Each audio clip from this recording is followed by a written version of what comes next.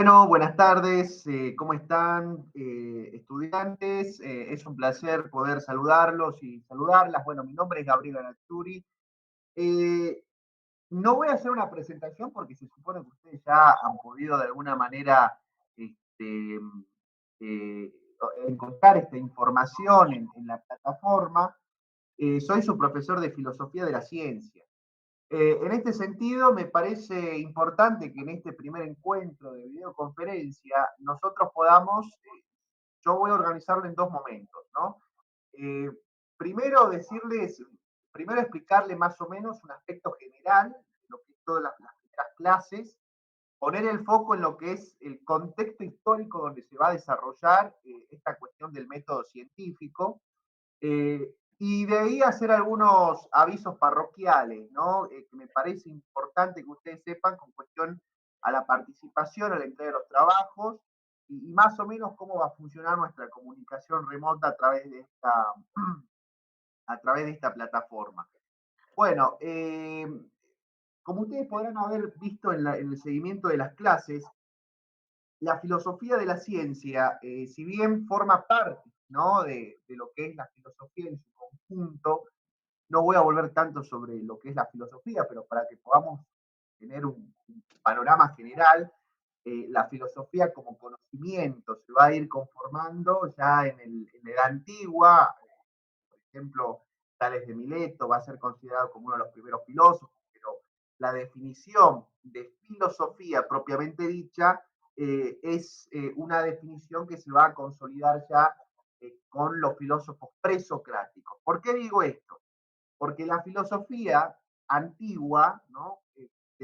Podemos dividirla entre los presocráticos, es decir, todos aquellos filósofos que estuvieron antes de Sócrates y los que vienen después de Sócrates, o mejor dicho, a partir de Sócrates. Entonces, hay una definición que circula entre estos filósofos presocráticos que básicamente se la puede resumir en esta idea de la filosofía como el amor al conocimiento, eh, definición que a mi juicio todavía circula mucho, ¿no? Circula mucho en diferentes canales de aprendizaje, de enseñanza y también en medios públicos, digamos, en espacios públicos.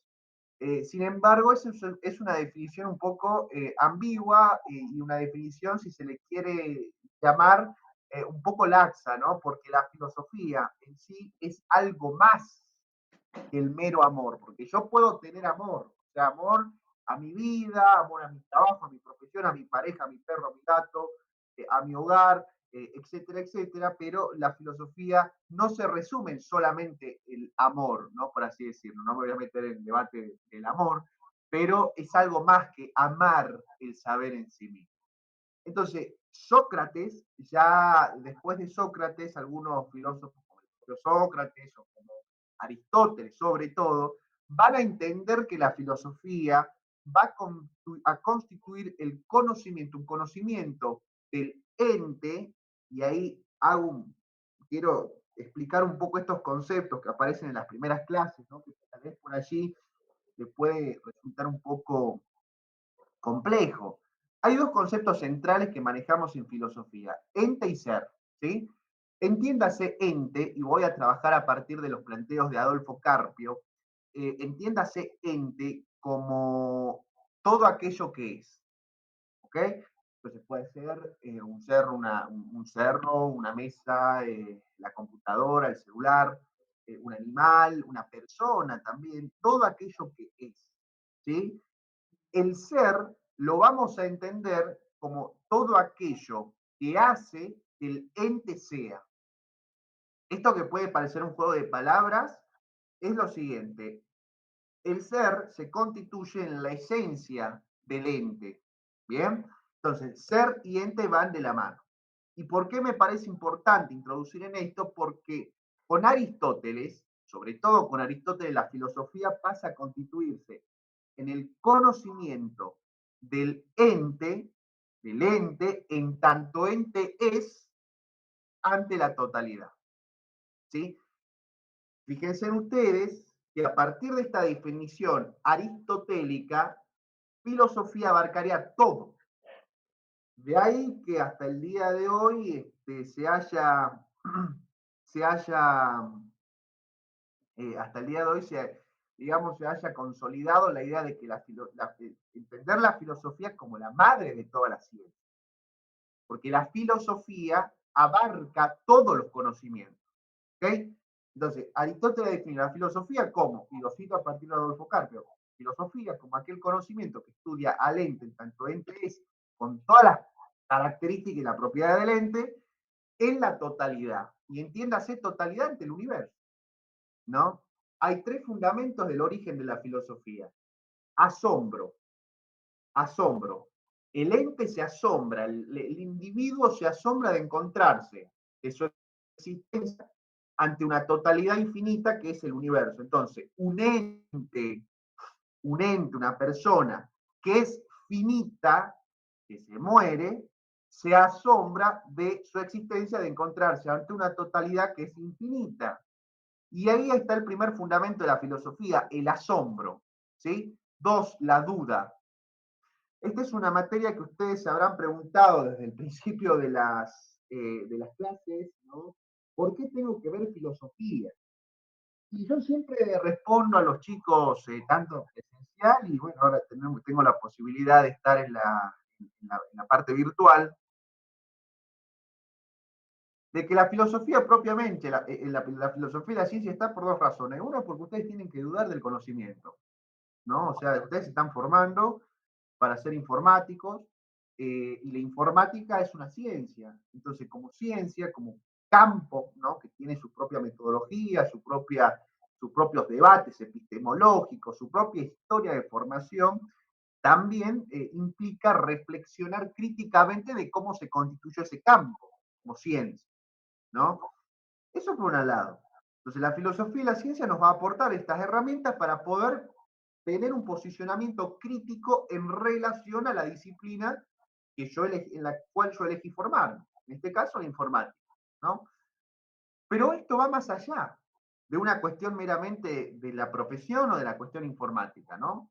Filosofía para la vida, dirían algunos autores, filósofos clásicos como Heidegger, ¿no? Porque desde el mismo momento que nosotros existimos como personas, como ente ser ahí, ¿no? Ya estamos filosofando. El hombre filosofa por el mero hecho de existir.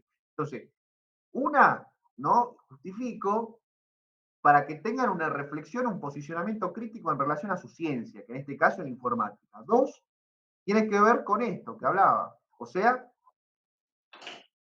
que encuentren un espacio donde ustedes puedan reflexionar de su propia existencia. ¿Bien? Que trasciende solamente la cuestión académica o la cuestión meramente de la formación profesional. Por eso es necesaria la filosofía y la ciencia. Sin embargo, la filosofía de la ciencia, yo acá expliqué brevemente de la filosofía en sí, ¿no? Una cosa es la filosofía. Ya sabemos que filosofía, a partir de la definición aristotélica, que viene después de Sócrates, constituye aquel conocimiento que estudia al ente en tanto ente es en la totalidad. ¿Okay? Entonces, filosofía es todo. Pero dentro de esa filosofía, que es la totalidad, nosotros podemos encontrar subramas. ¿Bien? Entonces, una de esas subramas es la filosofía de la ciencia. Eh, como ciencia, mejor dicho, como conocimiento, la filosofía la filosofía experimentó a lo largo del tiempo variaciones, cambios, debates, por supuesto, porque más allá de que nos puede parecer como algo estático, la filosofía también es un conocimiento, ¿no? Que está permanentemente debatiéndose, renovándose, y esa es una de las características del conocimiento científico, chicos. O sea, el conocimiento científico es un saber que está, permanentemente actualizándose, se están discutiendo los científicos las cuestiones, los temas, la agenda de la investigación, y que tiene un permanente diálogo con nuestro presente, con nuestro contexto socioeconómico actual del siglo XXI en este caso. Entonces, en ese sentido, la filosofía se va a renovar. Lo mismo pasa con la filosofía de la ciencia. La filosofía de la ciencia, entonces, es una subdisciplina de la filosofía en total, de la filosofía general. ¿Bien? Filosofía, entonces, para que quede claro, conocimiento del ente en tanto ente es ante la totalidad. Filosofía, definición aristotélica. Filosofía de la ciencia, subdisciplina de la filosofía, que se va a encargar, y acá voy a tomar una definición clásica de un autor que yo expliqué en alguna de las clases, que es Thomas Kuhn. Thomas Kuhn es uno de los, digamos, referentes de la filosofía de la ciencia. Para Thomas Kuhn, la filosofía de la ciencia nos aporta, ¿no?, las herramientas necesarias para poder reflexionar y tomar un posicionamiento crítico en relación al conocimiento científico. No vamos a hacer ciencia propiamente dicha, dice Thomas Kuhn en la filosofía de la ciencia. La filosofía de la ciencia toma distancia del conocimiento científico para analizarlo, para estudiarlo. ¿Qué va a estudiar? Estudia los paradigmas, cómo se constituye el conocimiento científico a lo largo de la historia, quiénes son los principales pensadores del conocimiento científico. Y la filosofía de la ciencia, entonces, al permitirnos reflexionar sobre el conocimiento científico de una mirada crítica y reflexiva, nos permite de alguna manera entender, y esto a mí me parece clave que ustedes entiendan, la ciencia no es solo una acumulación de conocimiento. ¿Eh? La ciencia, a partir de acuerdo a la definición de Thomas Kuhn y de la propia filosofía de la ciencia pasa a ser una práctica social, por lo tanto histórica y por lo tanto cultural también. Entonces, la idea de que podamos tener filosofía de la ciencia es reflexionar de cómo fue cambiando el conocimiento científico a lo largo de la historia de la humanidad, por una parte. Por otra parte, de poder obtener, nutrirnos de herramientas teóricas, metodológicas, para poder tener una mirada crítica de cómo se hace ciencia.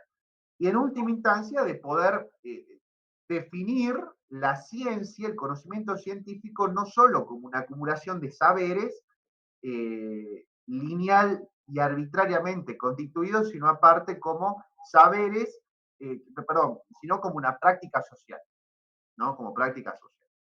Entonces, en ese sentido, la filosofía de la ciencia vendría a ser eso. En todo caso, podemos volver sobre la clase. Hay varios temas sobre los cuales a mí me gustaría conversar. Por eso nosotros, digo nosotros por la coordinadora, la profesora que nos acompaña en la coordinación, yo habilito foros para que ustedes puedan hacer consultas ahí. Entonces estaría bueno que las videoconferencias yo pueda agarrar y hacer un repaso, aparte que a mí me encanta conversar. Eh, Me encantaría que se conecten aparte, eso estaría bueno. Eh, pero yo les sugiero que podamos hacer consultas puntuales para que yo pueda venir con estas consultas e ir respondiéndolas puntualmente en estas videoconferencias. Yo en este caso decidí volver sobre las primeras clases para que quede bien claro qué es filosofía de la ciencia, cuál es su objeto de estudio y qué relación y qué no relación tiene con la filosofía en general. Eso por un lado. Vamos a la otra cuestión que yo quiero trabajar un poco en esta videoconferencia, que me parece central en lo que venimos viendo hasta el momento, que tiene que ver con el método científico.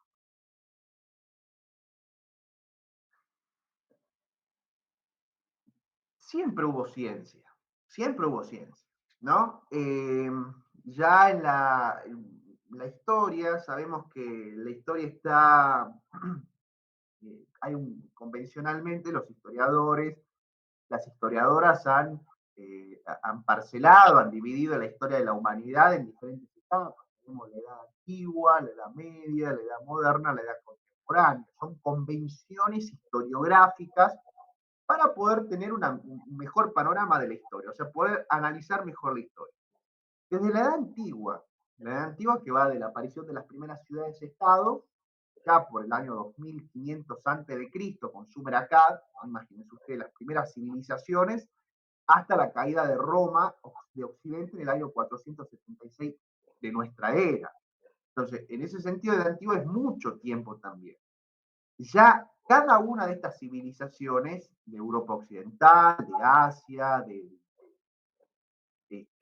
parte del África y también de América, porque muchas veces nos olvidamos de América por la mirada eurocéntrica que tiene la historia, han desarrollado tipos de conocimiento. Bien, eh, pero todavía en la Edad Antigua no podemos hablar de ciencia propiamente dicha. Hay como vestigios, ¿no? Hay como vestigios ahí de conocimiento, de saberes diversos, pero que no están necesariamente institucionalizados en lo que después vamos a conocer como conocimiento científico. En la Edad Media, bueno, voy por partes. En este Edad Antigua nosotros tenemos estos diferentes saberes, tenemos la academia, donde estas escuelas, digamos, griegas, ¿no? Con filósofos como Aristóteles, como Platón, donde se les impartía a las personas que estaban interesadas en aprender más cuestiones generales sobre la naturaleza, la ética, la política, las matemáticas, pero no hay todavía ciencias, o sea, no existen las disciplinas propiamente dichas como la matemática, como las ciencias naturales, no. Hay acercamientos generales, más que nada, ¿no? Ahora, cuando nosotros transitamos hacia la Edad Media, y acá me voy a parar un poco, la Edad Media va desde la caída de Roma de Occidente, 476, siglo V más o menos para redondear, y ahí, bueno, hay un debate entre los historiadores de cuándo termina la Edad Media, porque para algunos historiadores termina con la conquista de América, 1492, para otros termina con la caída del Imperio Romano de Oriente en manos de los turcos. Como sea, yo voy a plantear el siglo XV como el fin de la Edad Media. ¿No? Después no me quiero meter en estos debates historiográficos. Son 1000 años de historia, 1000 años. ¿No? Hay un historiador que se llama Jacques Legoff. Legoff es un medievalista que dice: no podemos pretender que en 1000 años de historia la humanidad haya permanecido de la misma manera. Y una de las cosas que cambió es el conocimiento. Por mucho tiempo, no tengo el libro acá a mano de Legoff, si no le mostraría, está allá en mi biblioteca. Por mucho tiempo, las personas estuvieron convencidas, se construyó una idea bastante errónea, dice Legoff, sobre la Edad Media, de entender la Edad Media como un periodo oscuro, ¿no? De oscuridad. O sea, las personas no avanzaron, como que había un atraso en todas las dimensiones, no hay conocimiento. Esa es digamos, una mirada muy errada de la Edad Media. En realidad sí hay mucho conocimiento, de hecho, solamente por citarle algunas cosas, ¿no?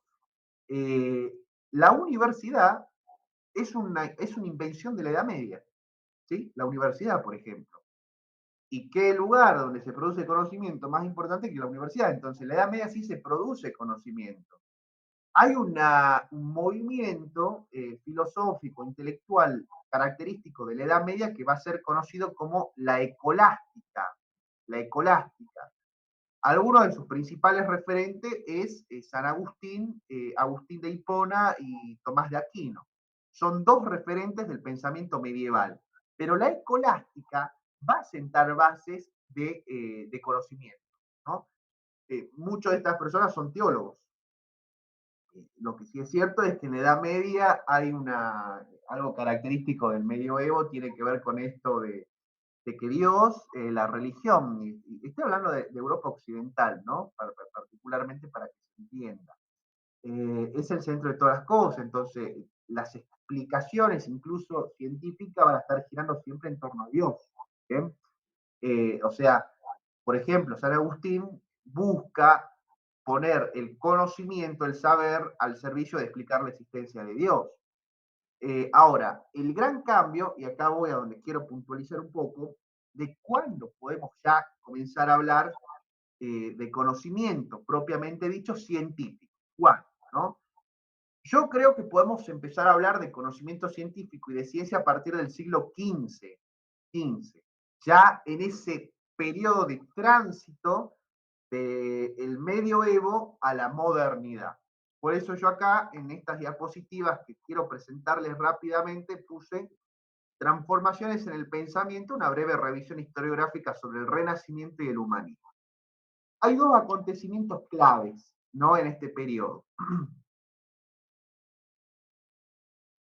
Dos acontecimientos que van a marcar, digamos, el tránsito de la Edad Media a la Edad Moderna. Por una parte tenemos el Renacimiento y por otro lado el humanismo.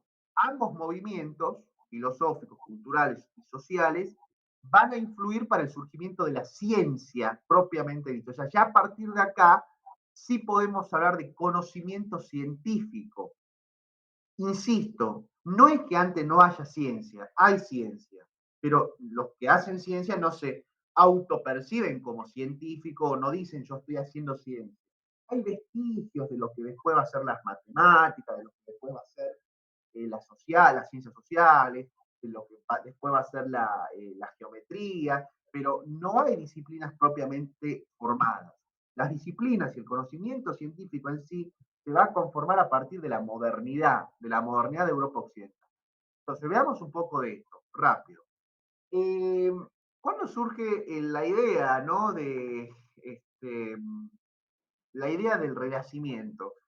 La idea del renacimiento, digamos, surge con un autor que se llama Jacob Burckhardt, acá lo coloco, ¿no? En 1860. Es, digamos, que a partir, fíjense qué interesante esto, o sea, de renacimiento se empieza a hablar recién en el siglo XIX, ¿no? No es que las personas que están viviendo el siglo XVI se digan, ah, somos renacentistas, estamos viviendo el renacimiento. Tal vez las personas son conscientes que están viviendo un proceso de cambio, de transformación, pero no es que ellos se autoperciban como renacentistas o que están viviendo el renacimiento. El concepto de renacimiento es un concepto que viene después, posterior, es un concepto a posteriori, ¿no? Como van a decir algunos autores. En el siglo XIX surge el concepto por Jacob Burckhardt. Él publicó un libro que se llama Cultura del Renacimiento en Italia. Hombre se dedica básicamente a poder rescatar, reivindicar la individualidad y el espíritu laico de la Italia de renacentista. Para Burckhardt, el Renacimiento se presenta como un quiebre entre el medioevo oscuro y la modernidad. En el siglo XX, por supuesto que los medievalistas como Legov, que yo les citaba hace rato, rechazan esta idea. Vuelvo un poco a esto para que no quede tan suelto. El concepto de renacimiento nace en el siglo XIX por Burckhardt. Burckhardt emplea este concepto para poder marcar un antes y un después con la Edad Media. A la Edad Media se la presenta como algo oscuro y a la modernidad como el siglo de las luces. En el siglo XX los medievalistas rechazan esa idea, ¿no? Y hay autores como Hanskin, por ejemplo, que en 1927 publica El Renacimiento del siglo XII, que van a plantear que hubieron muchos renacimientos ya en la Edad Media, en la propia Edad Media, ¿no? Por ejemplo, en el siglo XII aparecen renovaciones en la educación y hay un interés manifiesto por la cultura clásica. Y este autor se está refiriendo propiamente dicho al gobierno de Carlos Magno, por ejemplo, ¿no? O sea, y aparte es el boom de las universidades, insisto, o sea, en términos de conocimiento científico, la Edad Media hay muchos aportes al conocimiento. Ya a fines del 20, Peter Burke, otro historiador, sostiene que en realidad el Renacimiento hay que verlo como un proceso de muy largo plazo que va entre el año 1000 al 1800, ¿no? Y entre otras cosas, ese renacimiento va a redescubrir problemas vitales de la antigüedad clásica como los saberes o el conocimiento. Esto voy a pasar rápidamente, porque ¿qué es lo que a mí me importa rescatar del humanismo y del renacimiento? Bueno, rápidamente, el humanismo acompaña el proceso de renacimiento, el humanismo intenta liberarse de alguna manera de las cuestiones religiosas, ¿no? Y escépticas tan características de la Edad Media, pero no hay una construcción, digamos, una oposición en el humanismo entre antigüedad y cristianismo, sino que el humanismo busca de alguna manera complementar los aportes cristianos, como teólogos como San Agustín, con la antigüedad. ¿Sí? El humanismo hay que entenderlo aparte como un nuevo modo de vivir esa interacción del hombre con el mundo. Y en esa interacción del hombre con el mundo está el conocimiento científico moderno. Eh, el conocimiento científico moderno, en este sentido, se va a consolidar, se va a consolidar en la, En ese contexto histórico, ¿sí? De una Europa occidental que está viviendo el Renacimiento, está atravesando el humanismo, una Europa occidental que se está expandiendo, entonces se va institucionalizando el conocimiento científico. Hay un filósofo clásico para entender esto que va a ser el propio René Descartes. De René Descartes, digamos, es un referente del movimiento racionalista, ¿no? Porque René Descartes va a publicar en el siglo XVI, principio del XVI, una obra que se titula El método científico. Con la publicación del método científico, que es la clase que ustedes tienen en plataforma sobre el método propiamente dicho, se va a consolidar en esa modernidad, influida por el Renacimiento, influida por el humanismo, la ciencia. La ciencia surge, se institucionaliza, se constituye, se consolida con la publicación de la obra El método científico de René Descartes. En esa obra, René Descartes lo que nos viene a plantear a nosotros es que el hombre tiene que alcanzar la verdad. Acá la pregunta central es cómo alcanzamos la verdad, ¿no? Y para Descartes, la verdad se va a alcanzar a través de la razón. La razón se pasa a constituir en el único camino, la única forma para alcanzar esa verdad. ¿Bien? Dos características del pensamiento científico moderno. Se consolidan las dos premisas clásicas de la ciencia. ¿Y por qué es importante rescatar esto? Porque esas dos premisas clásicas de la ciencia que se consolidan en el 16, después cuando vengamos al siglo XX son cuestionadas. La premisa de el modelo newtoniano y el modelo cartesiano. El modelo newtoniano y el modelo cartesiano son entonces los dos engranajes de la ciencia moderna. Ambos modelos clásicos de la ciencia después van a ser cuestionados en el siglo XX cuando surge la teoría de la complejidad, que lo vamos a ver más adelante. Pero ¿qué nos tiene que quedar claro acá? El contexto histórico donde se va a conformar el método científico. Dos, saber que con el método científico se termina consolidando ya el conocimiento científico, o sea, ya podemos hablar de un conocimiento científico propiamente dicho, y que ese método científico va a sentar las bases de lo que van a ser las bases, valga la redundancia, de las dos premisas clásicas de la ciencia moderna, que es el modelo newtoniano y el modelo cartesiano. El método científico se va a constituir como una especie de pasos, ¿no? De etapas que plantea René Descartes para poder alcanzar un nuevo conocimiento. En ese método hay una condición fundamental, la duda. La duda a mí me lleva a investigar y esa investigación tiene un fin último, plantear, construir un nuevo conocimiento. El método científico es entonces esa serie de pasos, de etapas que están bien explicadas en la clase que ustedes tienen en plataforma, y nosotros seguimos para poder alcanzar un nuevo conocimiento. Eso surge en el mundo moderno. Hasta acá, con estas dos cosas. Yo les voy a pedir que para la próxima videoconferencia, si es posible, nosotros podamos plantear, algunas dudas para que podamos responderla puntualmente. Otra cosa, antes que finalicemos esta videoconferencia, que no quiero dejar de plantear. Deben participar en los foros. Yo vi que han participado en los primeros foros, pero después han dejado de participar. Entonces yo les sugiero que mantengan cierta frecuencia de participación. Acuérdense que la participación es una de las condiciones para poder obtener la regularidad de la materia. La resolución de los trabajos prácticos. Hasta el momento no me llegó los trabajos prácticos, entonces yo necesito que usted vaya respondiendo a eso. En caso de que tengan alguna dificultad, yo les dejé ahí mi correo electrónico, me pueden escribir tranquilamente, o podemos consensuar alguna reunión de manera virtual, donde ustedes puedan estar y hacemos una reunión remota. Así que bueno, les sugiero eso, no se queden con las lecturas y cualquier duda, por favor, me están escribiendo, ¿sí? Así que bueno, les mando un abrazo grande y cualquier cosa seguimos en contacto. Hasta luego.